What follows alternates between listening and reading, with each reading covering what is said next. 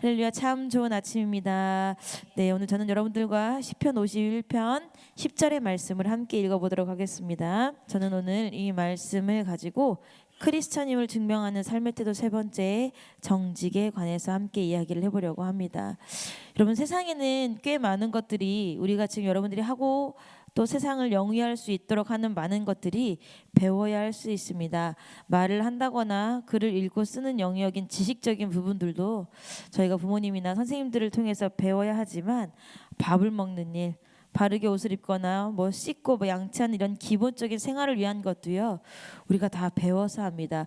지식처럼 막 선생님한테 배우고 막 공부하고 이런 부분은 아니지만, 부모님을 통해서 어떻게 하는 게 조금 더 바른 것이고 어떻게 하는 게 내 몸을 사랑해서 하는 것인지 이렇게 익혀가지고 우리 몸에 익혀서 또 그렇게 익숙해진 것들을 가지고 우리가 이제 사람답게 정말 살아가고 있는데, 많은 것들이 우리가 배워야지만 익숙해지고 배우면서도 잘 하지 못하는 것들이 많습니다. 그런데 신기한 것들 중에 하나가 배우지 않아도 너무 잘하고 너무 능숙한 기능들이 있습니다. 화를 낸다거나 짜증을 낸다거나 게으름을 피운다거나 이런 본능에 충실한 일들은요, 배우지 않아도 능숙하게 할 수 있는 놀라운 영역들 중에 하나입니다. 제가 오늘 여러분들과 함께 할 이야기인 거짓말도 이 놀라운 능력 안에 들어있는 항목 중에 하나입니다. 아이들을 키우다 보면요, 아이들이 거짓말하는 능력이 사람에게 얼마나 큰지를 알 수 있습니다. 뭐 거짓말을 가르쳐 본 부모님은 안 계실 거예요. 물론 내가 거짓말을 할 때 아이가 옆에 있은 적은 있어도 아이들에게 자녀를 키우면서 거짓말을 가르치시는 부모님은 없습니다. 오히려 거짓말을 못하도록 주의를 주거나 거짓말을 한번 혼내거나, 때로는 이 거짓말이 계속 이어져 나갈 때는 막 때리기까지 하면서 거짓말을 아이들에게 사라지게 하고 싶고 정직하기를 원하는데, 여러분 쉽습니까? 아이들의 거짓말은요, 잘 사라지지 않습니다. 그런데 생각해 보면 저도 어릴 적부터 누가 가르쳐 주지도 않았는데 거짓말을 잘했습니다. 저는 거짓말 특기생이요, 특기생. 제가 거짓말을 하는 상대는요, 뭐 동생뿐만이 아니라 부모님뿐만이 아니라 학교 선생님, 막 여러 사람들에서. 제가 이제 설교를 막 준비하다 보니까 가장 기억에 남는 거짓말을 꼽으라고 한다면, 첫 번째 거짓말은, 제가 이제 집이 이 가양동이잖아요. 근데 제가 고등학교를 대전역으로 나왔거든요. 근데 어느 날 학교를 가려고 이렇게 일어났는데 이례적으로 폭설까지는 아니었어요. 눈이 좀 많이 온 거예요. 그래서 그날따라 학교 가기가 싫어서 담임선생님한테 전화를 해서, 내가 지금 우리 할머니 집이 진잠에 와 있는데 눈이 너무 많이 와서 학교를 못 갈 것 같다. 버젓이 가양동에 살면서. 그래가지고 그러냐, 진잠에서는 눈이 많이 오니까 못 오지. 그래서 그리고 그날 하루를 되게 발 뻗고 열심히 자면서 역시 난 똑똑해 막 이러면서 잤거든요. 또 하나의 거짓말은, 저희 교회에 이제 백사라라고 이제 저보다 한 살 아래 동생이 있었어요. 걔도 어느 날 학교가 가기 싫은 거예요. 저한테 이제 저희 위아랫집 살았거든요. 언니, 나 학교 가기 싫은데 언니 우리 선생님한테 언니가 엄마인 척 해고 전화 좀 해주면 안 돼? 해서 전화해서, 여보세요, 제가 백사라 엄마인데요, 우리 사라가 몸살이 아주 심하게 걸렸네요, 학교를 못 갈 것 같아요 말해가지고 먹히더라고요. 그래가지고 저랑 그 아이랑 신나게 놀았는데, 여러분 이런 일들이 참, 여러분들 웃으시잖아요. 저도 웃으면서 했어요. 근데 여러분 잘 한번 생각해 보면, 웃는다고 그게 거짓말이 아닌가요? 하나님 앞에서는 거짓말이에요. 지금 생각하면 참 어처구니 없는 거짓말이고 하나님 보시기에 굉장히 부끄러운 일인데, 그때는 하나의 해프닝이었고, 그리고 그 해프닝이 추억인 것처럼 둔갑을 했습니다. 여러분 거짓말을 왜 합니까? 우리가 거짓말을 왜 할까요? 제가 가끔 새벽 예배 보면 목사님이 막 이렇게 질문을 하시잖아요. 뭐 누구 어때? 막 이렇게 물어보시고. 근데 저도 이제 가끔 새벽 예배 보면 비몽사몽간에 앉아 있거든요. 목사님 혼자 알아서 하시지 왜 저렇게 질문을 하실까?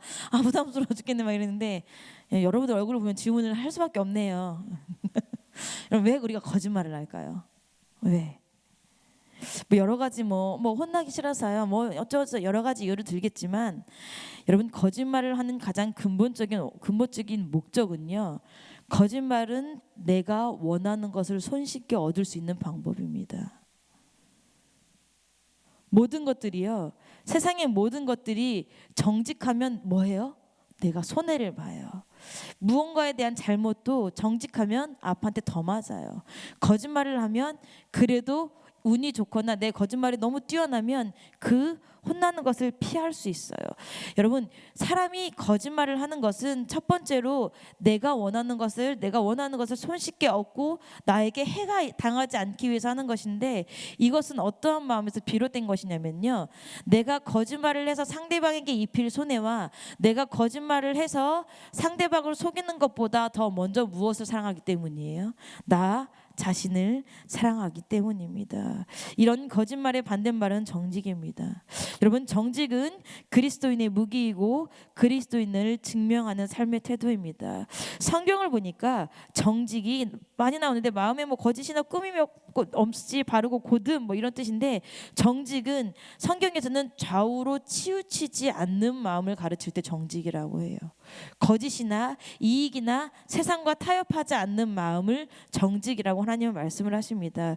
여러분, 정직을 저희가 이제 오늘 아침에 이제 시편을 51편을 딱 표시를 해놓고 잠언을 통해서 얼마나 그게 정직이 중요한가 한번 찾아보려고 하는데, 그 전에 성경에 정직과 함께 등장하는 단어가 있어요. 정직과 함께 등장하는 단어인데 정직의 반대편에 있는 단어예요. 그 단어가 뭐냐면 패역이래요. 패역. 이것은 거짓과 제약을 뜻하는 단어인데, 인륜에 어긋나고 불순함, 하나님의 사랑과 은혜를 저버리고 하나님의 권위와 법을 업신여기는 일체의 행위를 패역이라고 말을 합니다.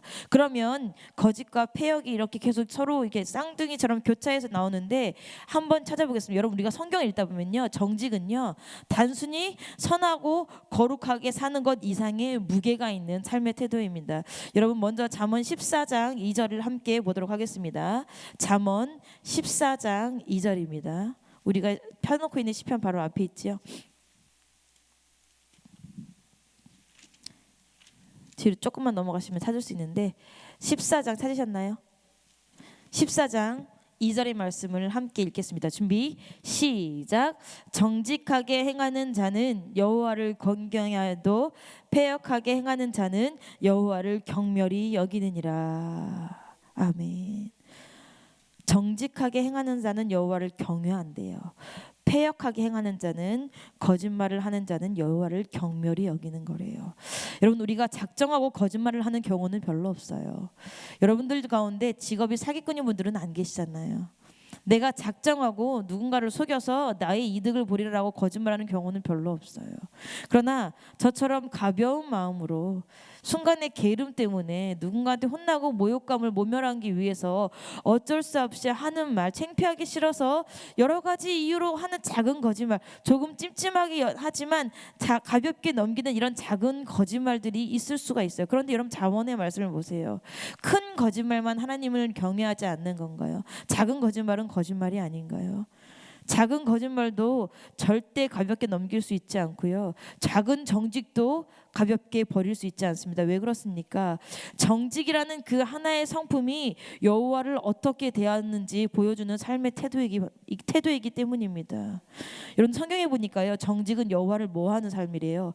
경외하는 삶이래요. 무슨 말이냐면 정직한 사람이 하나님의 존재를 인정한다는 뜻이에요. 패역한 사람은요, 여호와를 경멸히 여기는 삶이에요. 무슨 말이에요? 입으로는 하나님을 믿고 크리스찬이라고 하지만 패역, 거짓말하는 사람은요, 하나님을 인정하지 않는 사람이란 얘기예요.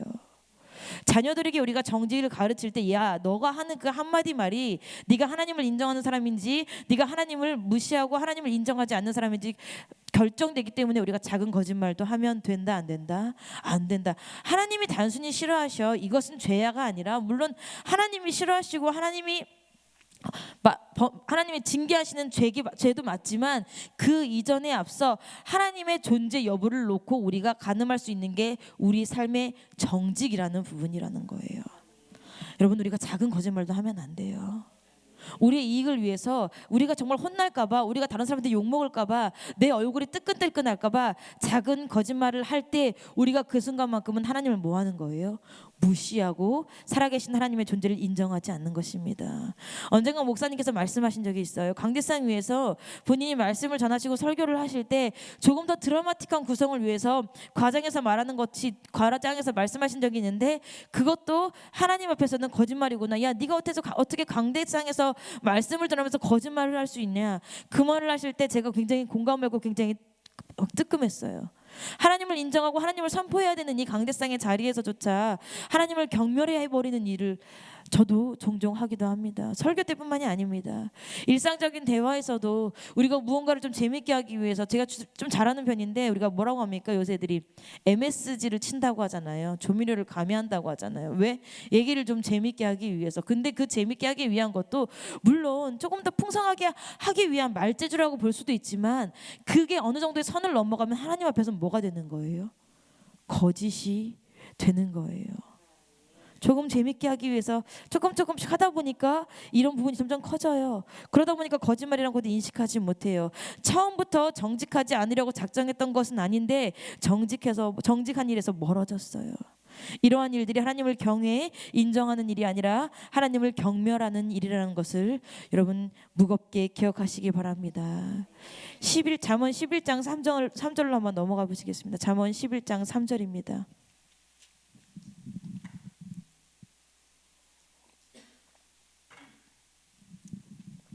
11장 3절 우리가 함께 읽어보겠습니다. 준비 시작. 정직한 자의 성실은 자기를 인도하거니와 사특한 자의 패역은 자기를 망케 하느니라. 정직한 자의 성실을 자기를 인도한대요. 여러분, 정직과 함께 같이 등장하는 단어 중에 하나가 성실입니다. 여러분, 정직한 사람들이 성실해요. 정직하지 않은 사람들은요, 자기들의 시간과 자기가 해온 일들에 대한 결과를 뭐 할 수 있어요? 포장할 수 있고 얼마든지 거짓말로 만들어낼 수도 있어요. 그런 사람들은 성실하잖아요. 그런데 여러분, 우리가 사는 세상을 보십시오.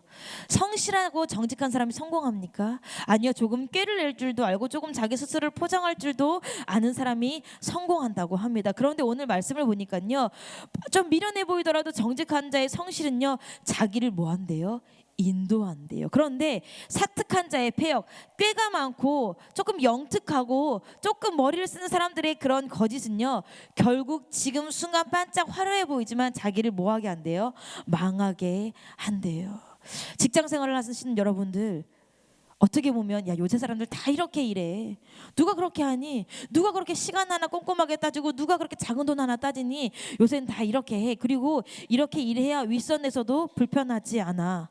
어떨 때는요, 우리가 그렇게 한 것이 오히려 하나의 문제를 지혜롭게 해결한 것처럼 보일 때가 있습니다. 어쩌면 이것은 수단이 내가 좋았어, 내가 일을 함에 있어서 센스가 넘쳤어라고 말할 수도 있습니다. 그런데 하나님 보실 때 그것이 하나님이 인정하시는 정직한 길이 아니라면, 성실한 길이 아니라면, 오히려 뒤쪽에 있는 사특한 자의 꽤 영특한 일이라고 한다면요, 그것은 지금 나를 좋게 하는 것처럼 보이나 나를 망하게 하는 길로 이끈다고 잠언은 분명하게 기록되어 있습니다. 여러분, 지금 잠깐 내가 재미 볼 수 있어요. 그런데 문제는 뭐냐면요, 여러분, 지금 잠깐 재미 본 일을 사람이 끊기가 쉽습니까? 여러분, 제가 고등학교 때 그렇게 한번 거짓말하고 거짓말을 더 안 했을까요? 언젠간 저희 엄마가 저희 사촌 동생한테 그랬어요. 야, 네 언니 말 믿지 마. 저 언니, 신혜 언니는 거짓말이 숨 쉬는 것 빼고 다 거짓말이야. 뭐 웃자고 하시는 말씀이겠지만 제가 말했잖아요. 제가 처음부터 거짓말 특기생이 아니라니까요. 통하고 재미를 보니까 거짓말 특기생이 되는 거라니까요. 두 번째에 그다음 2장 말씀을 한번 보시겠습니다. 2장 7절 말씀입니다.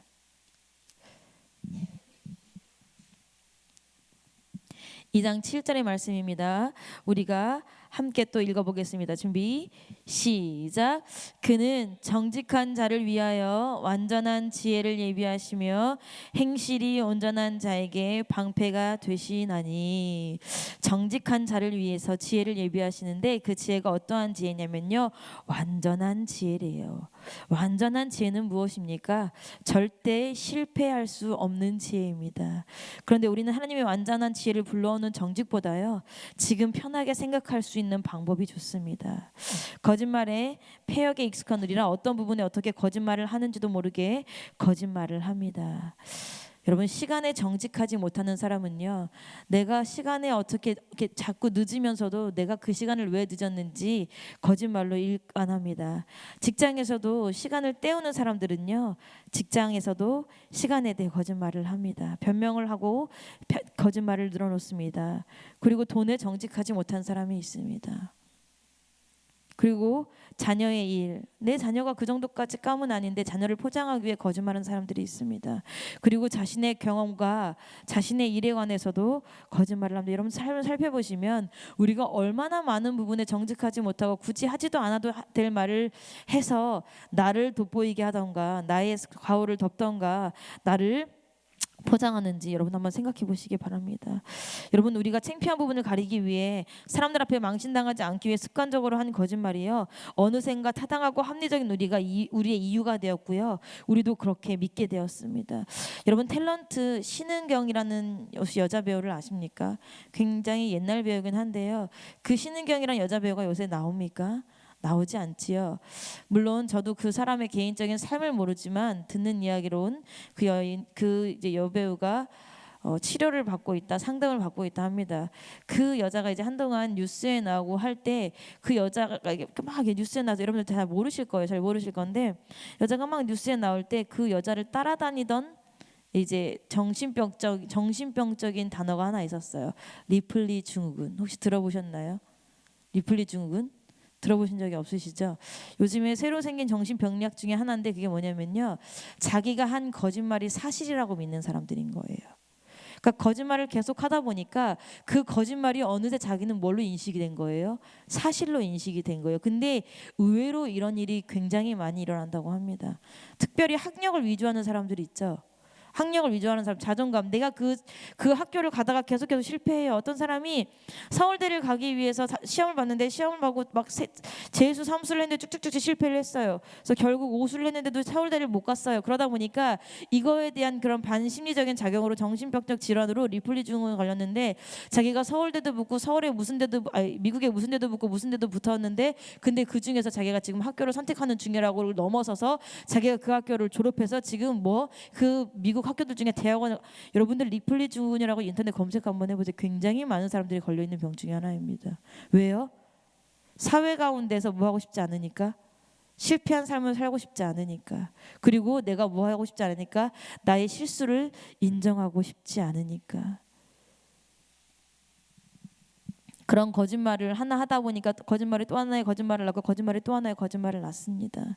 제가 예전에 꼬리에 꼬리를 무는 뭐 꼬꼬무라고 해가지고 이제 프로그램이 있는데 거기서 봤나 어디서 봤는데 죽은 사람인 거예요. 근데 죽은 사람이 살아서 막 돌아다니는 거예요. 그래서 이게 무슨 일인가 봤더니 어떤 사람이 이제 젊은 아가씨가 30대 어떤 여자가 죽기 전에 지갑을 잃어버린 건데 그 지갑을 어떤 여자가 받아서 이렇게 했는데 그 이제 신분증이 있으니까 인터넷 이런 데 얼마 들어가기 쉽습니까? 개인 뭐 이메일 같은 계정에 들어가서 그 여자의 삶을 그대로 본 거예요. 막 이메일 보니까 아, 이 여자가 어디를 졸업하고 어디를 했는데 공교롭게도 자기가 원하는 삶을 살고 있는 여자의 지갑을 줍게 된 거예요.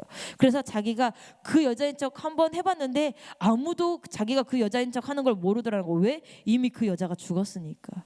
그래서 그 여자가 그 여자인 척 하면서 이제 자기가 지갑을 준 그 여자인 척하고 살았는데 나중에 이제 경찰한테 이제 운전면허증에 걸려서 잡히게 되었는데 알고 봤더니 이미 사망 등록이 되어 있는 사람인데 그 사람이 멀쩡하게 돌아다니니까 귀신이 고컬로드 아니겠습니까? 찾아가 보았더니 그 여자가 거짓말인데도 거짓말이라고 인지를 못하고 있는 거예요. 왜? 그렇게 살은 지 10년이 넘어가지고. 리플리 증후군. 여러분 이런 사람들은 우리가 뭐 사회적으로 격리를 하거나 약을 먹거나 인지 왜곡을 고치면 됩니다. 근데 문제는요. 우리도 여러분들의 신앙생활을 한번 잘 보시기 바랍니다. 내가 1년에 성경을 3번 통독했다고 성경에 박식한 사람이 아니에요. 내가 새벽 예배 시간에 나와서 기도한다고 물론 열심히 있는 여러분들이 맞지만 그 열심이 나를 구원하는 게 아니에요. 내가 예배 자리에 모든 예배를 다 드리고 심지어 앞에서 찬양을 하고 저처럼 반주를 하고 설교를 한다고 해서 제가 천국에 당당하게 이름을 기록해 놓은 사람이 아니에요. 근데 우리는요, 우리가 하는 신앙생활을 통해 우리 스스로를 속입니다. 아까 육적인 리플리 증후군은 그냥 고치면 돼요. 정신병원에 가면 돼요. 그런데 우리가 영적인 증후군, 영적으로 리플리 증후군, 영적으로 내가 만들어 놓은 나의 신앙생활에 갇혀버리면 그것은 뭐 어떻게 다 방법이 없어요. 이런 사람들은 목사님이 나와서 말씀을 하시고 누가 얘기를 해도 들리겠습니까? 들리지 않습니다. 왜? 나는 죄가 없어. 나는 천국 갈 거야. 하나님도 이 모든 것을 뭐 하실 거야? 이해하실 거야. 제가 꽤 오래전에 부끄러운 일을 하나 고백하도록 하겠습니다. 저의 굉장히 부끄러운 일인데, 제가 아이를 낳기 전에 피아노 학원에서 일을 할 때가 있었어요. 근데 그때가 그 해가 공교롭게도 목사님께서 겨울에도 인카운터를 하신다는 거예요. 근데 이제 뭐 많은 직장인들이 그렇겠지만 여름 휴가는 있어도 겨울 휴가가 있는 직장이 있습니까? 겨울 휴가는 별로 없어요. 특히 이제 어린이집이나 피아노 학원 뭐 이렇게 이런 직종에 일하시는 분들은요, 나의 직장에서 뭐 일이 밀리면 되는 게 아니라 그날 아이들을 가르쳐내야 되기 때문에 대체 교사가 있지 않고서는 뭐 직장에 휴가가 없어요. 근데 그 당시에는 굉장히 옛날이었기 때문에 대체 교사는 뭐 생각할 수도 없고 뭐 아무튼 그랬어요. 그래서 그래 내가 내 뭐 인카운터를 해야 되고, 그때가 막 인카운터가 생긴 초기라서 인카운터를 도저히 안 갈 수가 없는 거예요. 그래서 야 그래 어떡하지? 내가 그럼 직장을 그만둬야겠다. 근데 그만두는 것도 저 내일부터 안 가겠습니다 한다고 됩니까? 그 회사에 뭐를 끼쳐요? 누를 끼치잖아요. 인수인계도 해야 되고 뭐 피아노 학원이라 할지라도. 그래서 제가 생각해낸 게 제가 피치 못하게 저희 시할머니께서 돌아가시게 생겼습니다. 거짓말을 하기 시작한 거예요. 진작 돌아가신 시할머니 무덤에서 꺼내서 다시 한번 또 근데 제가 입장에서는요, 제가 생각해낼 수 있는 방법이 그거밖에 없었어요. 그렇다고 제가 저희 부모님이 돌아가셨다고 할 수도 없잖아요. 같이 인카운터 갈 건데. 이건 어쩔 수 없는 일이야. 그리고 제가 2박 3일 동안 인카운터를 하면서 제 마음이 얼마나 지옥 같았는지 여러분 아십니까? 다음부터 내가 인카운터를 포기하더라도 이런 짓은 하지 말아야겠다. 다음부터 세상 사람들에게 욕을 먹더라도, 내 남편에게 욕을 먹더라도 주의 일을 함에 있어서 거짓말은 절대 하지 말아야겠다. 제가 다짐하는 계기가 되었습니다. 여러분들 주의 일하면서 거짓말한 적 없으십니까? 인카운터 가면서, 단기 선교하면서, 부흥회하면서. 저는 그래서 그 다음부터 뭐 저희 신랑이 물어보면 욕을 먹을 때 먹더라도 솔직하게 얘기를 합니다. 그럼 저희 신랑이 저한테 그럽니다. 야 너는 내가 그렇게 싫어하는 거 아는데 왜 그 짓을 또 해? 어쩔 수가 없잖아. 오빠보다 하나님이 더 높은데 막 그러면 입을 다물고 그냥 저쪽에 가는데, 여러분 주의 일을 하면서 그 상대방이 하는 뭐 믿지 않는 배우자나 상대방이 뭐 주변의 직장 사람들이나 상대방이 하는 얘기들을 내가 잘 드러낼 자신이 없다고 주의 일을 하면서 거짓말을 하기 시작하면요, 다른 영역에서 무너지는 건 더 쉬워요. 사무엘상 2장 25절에 보면 사무엘이 자신의 아들들에게 사람이 사람에게 범죄하면 하나님이 판결하시려니와 사람이 여호와께 범죄하면 누가 위하여 간구하겠느냐라고 이제 얘기를 했는데, 여러분 우리가 사람끼리 거짓말을 한 건 하나님 내가 저 사람에게 거짓말했네요. 하나님 내가 또 오늘도 분위기를 돋궈보자고 또 말도 안 되는 또 거짓말을 시작했네요. 하나님 앞에 할 수 있지만 예배를 거짓말로 드리고 주의를 거짓말로 하고 내가 뭐 권사기 때문에, 내가 장로기 때문에, 전도사기 때문에, 목사기 때문에 하나님의 이름을 망령되이 일컫는다면 여러분 이걸 누가 용서하겠습니까? 우리가 주의 일을 함에 있어서 절대로 하지 말아야 합니다. 오늘 시편의 본문에 돌아가 보니까요, 정직한 마음 누구도 잃어버렸어요. 다윗도 잃어버렸어요. 그래서 다윗이 뭐라고 했냐면요, 주여 내 심령을, 내 속사람을, 내 마음을 정직하게 하시고 그 다음에 내 안에 정직한 영을 또 뭐 해라요? 뭐 하게 달래요? 새롭게 해달래요. 여러분 우리가 정직이 타락할 수 있어요. 정직이 힘해질 수 있어요. 정직이 좀 얼룩질 수 있어요. 그러니까 우리가 뭐 여러분 회개 많이 하시잖아요. 내가 뭐 한 말, 내가 뭐 누굴 미워했어요 그런 것처럼 정직도 똑같은 무게를 두고 하나님 내 마음에 정직함이, 하나님 앞에 내 삶의 떳떳한 정직함이, 내 깨끗한 심령이 조금 더러워졌습니다. 내 삶에 이런 거짓말도 다시 한번 시작을 하네요.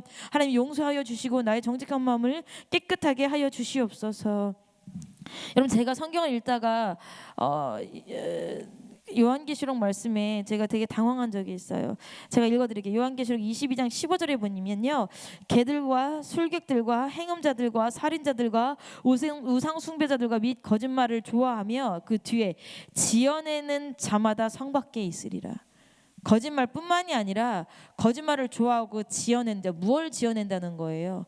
말을 지어내는 자마다 성 밖에 있으라는 거예요.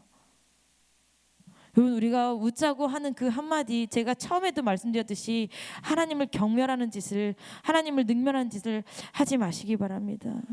여러분 오늘 아침이 오늘이 12월 22일이에요. 하루를 시작해요.